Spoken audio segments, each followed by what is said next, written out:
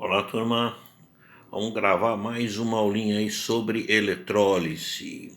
A 12ª aula.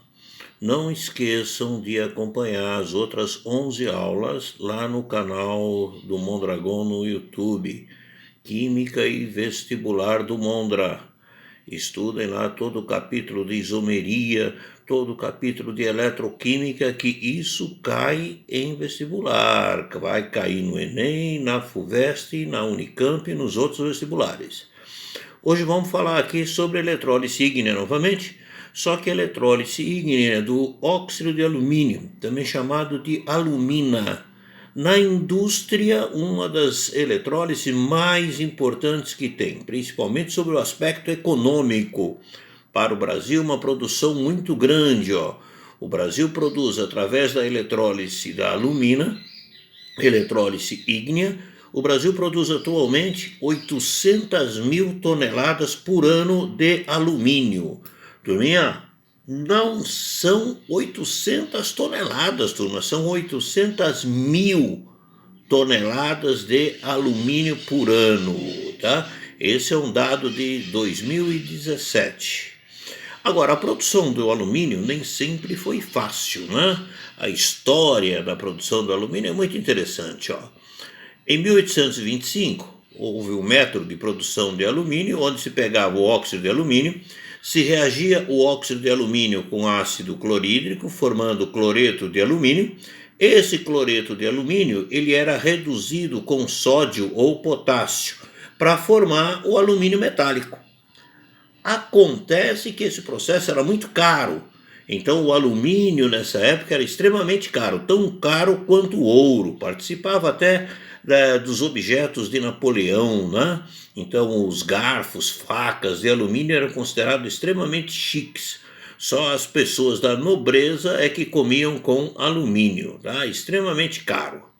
Até 1886, quando Charles Hall, no quintal da casa dele, diz também um francês, Paul Héroult, né? O processo conhecido até hoje como o processo de Hall-Héroult, tá? Embora foi esse americano, Charles Hall, quem patenteou o processo, diz que no quintal da casa dele ele bolou um jeito, através de uma eletrólise ígnea, de obter o alumínio. Esse processo é seguido até os dias de hoje. Esse Charles Hall, ele ficou milionário, né, com isso. Ele fundou a famosa Alcoa, a Companhia Americana de Alumínio, que existe até os dias de hoje. Vamos discorrer um pouquinho sobre esse processo. Primeiro, de onde vem isso? Exploração da bauxita. A bauxita, turma, é uma lama vermelha, tá? Que existe muito lá no norte do Brasil. Existe em Minas também, mas hoje está sendo muito explorado no Pará. Né? As reservas de bauxita do Brasil estão estimadas entre 3 bilhões a 4 bilhões de toneladas. De 3 a 4 bilhões de toneladas. O Brasil é o terceiro ou quarto país que mais tem bauxita no mundo, tá? 3 a 4 bilhões. E dessa lama vermelha é que vai ser extraído o óxido de alumínio, a alumina. Então a alumina tem sua origem aqui, ó, na bauxita. De que maneira? Essa bauxita, falando rapidinho, ó, ela passa por um triturador, onde nesse processo de trituração se junta soda cáustica. Em seguida, essa lama ela é levada até os tanques de reação, onde sofre o processo Bayer. Para vocês terem uma ideia, nesse processo de transporte aqui, se usam caminhões, trens, navios e até tubulações de mais de 300 quilômetros para se levar essa lama aqui até onde vão ter os tanques aqui para ocorrer o processo chamado de processo Bayer. Nesse processo Bayer, é separado no final a alumina hidratada. Essa alumina, repare que agora já é alumina, ó, só que hidratada. Ela sofre um processo de secagem até chegar à alumina pura, que é um pozinho branco, tá? Para vocês terem uma ideia, ó, de 5 toneladas de bauxita, a gente consegue chegar em 2 toneladas da alumina hidratada e de de alumina e de alumínio a 1 tonelada. Então, olha lá, para cada 5 toneladas de bauxita, a gente obtém no final apenas 1 tonelada de alumínio no estado sólido. Tá? Vamos discutir o processo químico envolvido nisso, ó, o processo eletrolítico. Aqui é bem simples. Ó. Eu tenho a alumina, ela vai sofrer fusão quando pura a 2000 graus. Então, o que se faz? Se mistura na alumina um mineral chamado criolita, que é um sal misto de flúor e sódio de alumínio. Quando se faz essa mistura, a temperatura de fusão já abaixa para 1000 graus. Então aqui dentro eu vou ter já a alumina fundida. Na prática, o que ocorre, turma? Eu tenho um tanque de aço.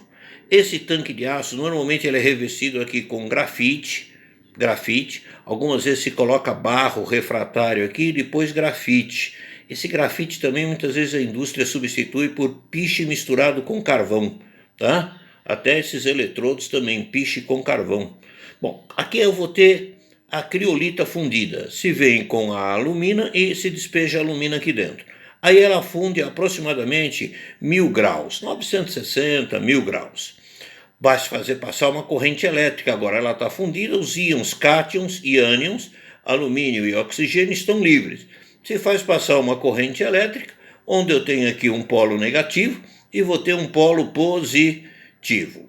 No polo negativo, é fácil imaginar o que vai acontecer. Ó. Os cátions, portanto, o cátodo, né? Polo negativo, os cátions alumínios vêm e sofrem redução a alumínio metálico. Ele vai estar no estado líquido, do estado líquido ele é retirado aqui, envasado, esfriado e forma os moldes. Nesses moldes ainda ele é misturado com algumas substâncias para formar algumas ligas, de acordo com a utilidade que ele vai ter, tá? Aqui no polo positivo é que tem uma novidade. Ó. No polo positivo, eu vou ter o oxigênio indo até lá e perdendo o seu elétron, sofrendo oxidação. Então, o alumínio oxida, perde elétrons, forma oxigênio, O2. Só que como aqui é grafite, carvão, o O2 reage com o eletrodo, reage com o carvão. Então, agora eu já tenho eletrodos que não são eletrodos inertes, são eletrodos que participam da reação. O carbono reage com o oxigênio, forma CO2, fumaça. Essa fumaça, CO2, sai por aqui. Ó. Então agora eu já não tenho eletrodos inertes, eu tenho eletrodos ativos. Fica esperto nisso, hein? Eletrodos ativos agora, tá? O carvão, o grafite, reage com o oxigênio, forma fumaça, CO2. Nas equações totais, na equação total que eu vou ter, né, é bem simplesinho. Eu tenho as semi-reações, reação de dissociação da alumina, reação de redução do alumínio, formando alumínio metálico no cátodo, redução, ó, Cr, cátodo, redução, o oxigênio sofrendo oxidação no ânodo, A e O, vogal, vogal, ânodo, oxidação, e ainda eu tenho a participação do eletrodo ativo, o carbono reagindo com o oxigênio, formando fumaça. Soma tudo, cancela o que está do lado esquerdo com o que está do lado direito, eu vou ter da alumina, chegando-se a fumaça e alumínio. Esse alumínio obtido aqui é que hoje em dia, tá, em 2017, se obteve 800 mil toneladas de alumínio no ano de 2017. Tá?